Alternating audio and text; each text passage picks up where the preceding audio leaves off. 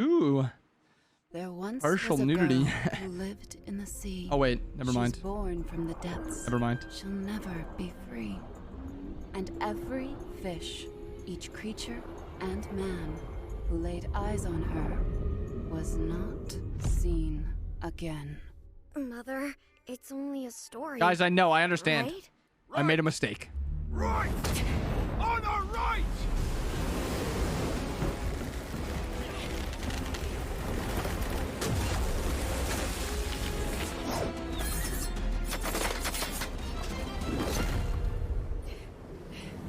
Alona, save them.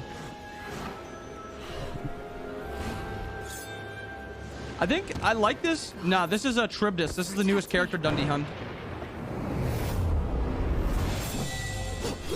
I love this because no other hunter looks like her. The music too, the creepy music. Do do do do do do do. Charybdis is the child of Charybdis. Poseidon, and there was Charybdis, a fight not back Charybdis. in some time where they were up against Zeus, and True puppet because of the master. fight, they ended up losing.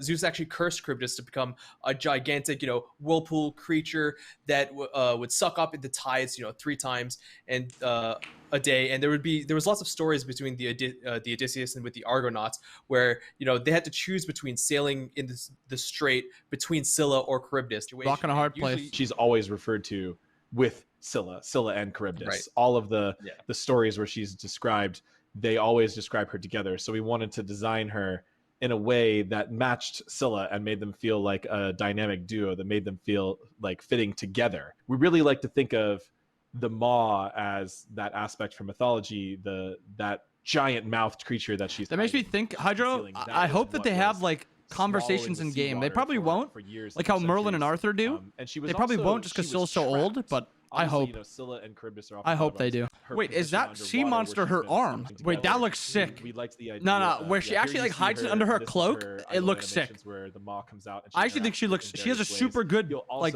base look. Freed by Tiamat. Tiamat, the mother of monsters, and Charybdis, a child maybe no one could love. That's sick. Except for Tiamat, right? That seems like a perfect fit. Yeah, Tiamat is, Matador vibes. I just and think it's we sick designed the that there's daggers in a way nobody that kind of is like referencing looks like her. tooth, Scylla kind of like hides away or hers. bone.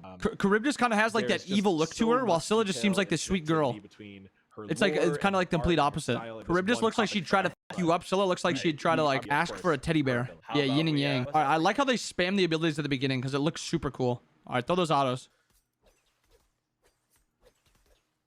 What?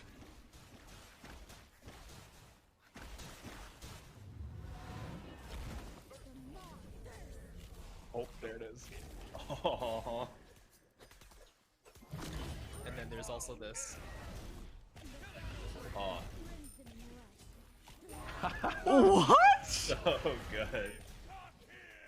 There's the penta. Wait, that is so cool. So much to see there that we Penta have to broken. know.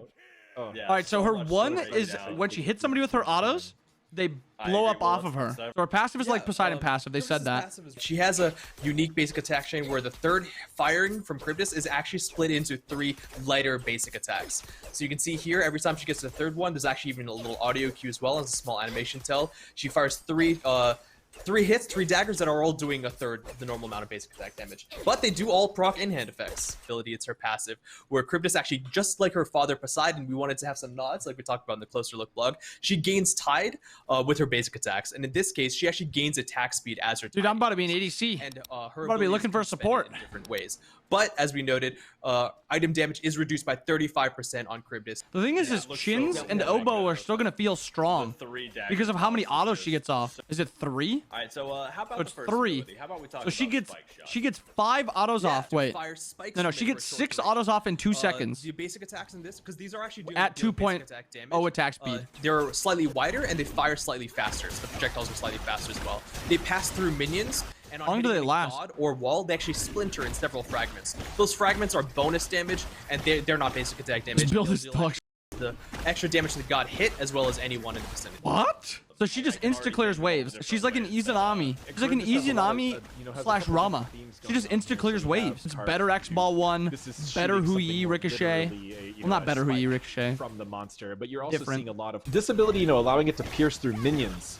is a strong effect for lane clearing and something you might be kind of comparing to someone like Rama, who can pierce through the. I said you copied me. To make sure it's not too overpowered, especially with the passive attack speed, it does have minion hit reduction applied that actually goes away as it ranks up. So I'd love. Oh, okay, that's cool. Okay, I was wondering what they were gonna do to make her not broken early, but her minion damage is just low, and it's duration based instead of auto based. So if you have 1.0 attack speed at 60%, the clear is gonna be pretty bad. Okay, thank goodness. I was so worried. Dude, her one looks sick.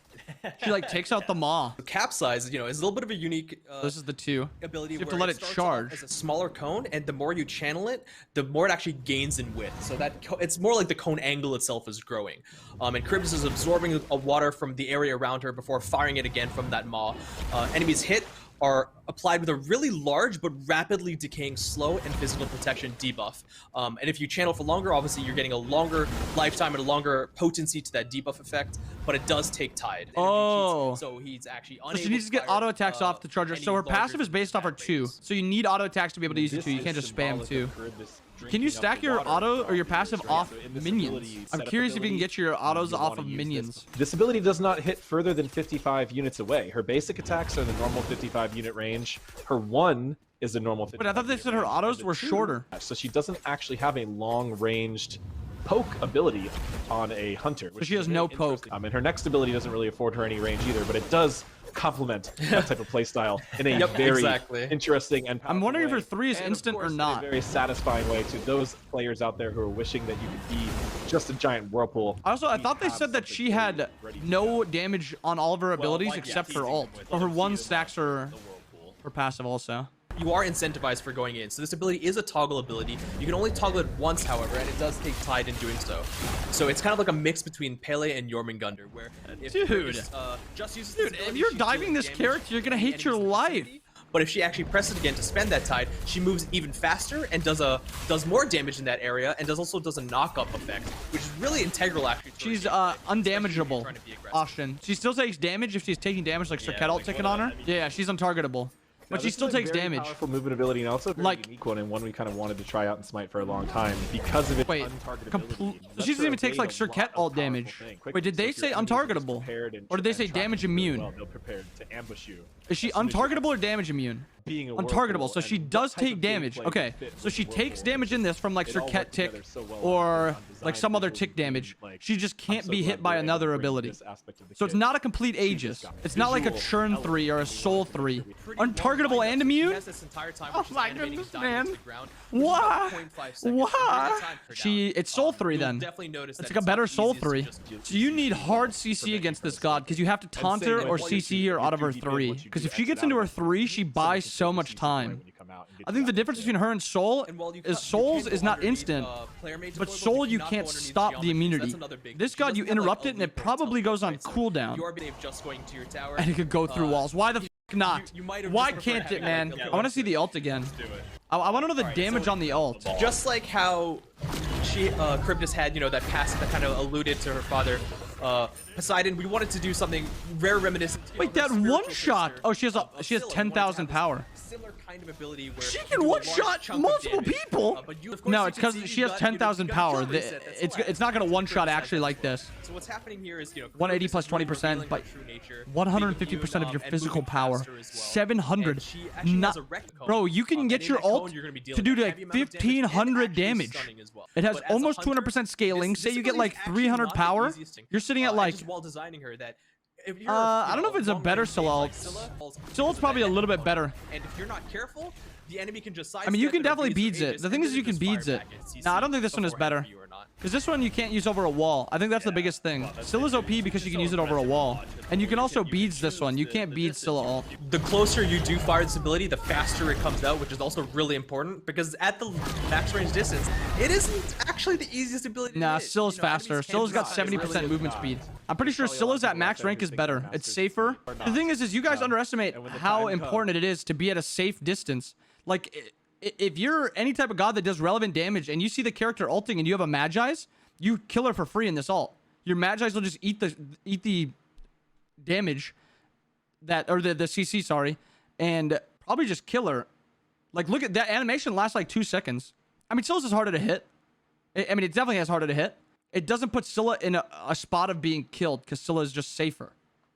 It can go over a wall. She moves faster. I really don't. I think her ult is actually decently balanced. I mean, it might be a little strong against gods that start blink, like assassins specifically. But I mean, Scylla can just root you and ult you. I think you guys are underestimating how good the ult is. I mean, it's definitely not bad. It's a very, very good ult. Also, it being physical means its damage is a lot more limited than Scylla's. Having 900 power compared to 300. Like, I'm not saying the ult is bad. I'm not saying the ult is bad. The ult is insane. But comparing it to Scylla's, safety is insane. Yeah, it's a reset too. The recolor is pretty clean.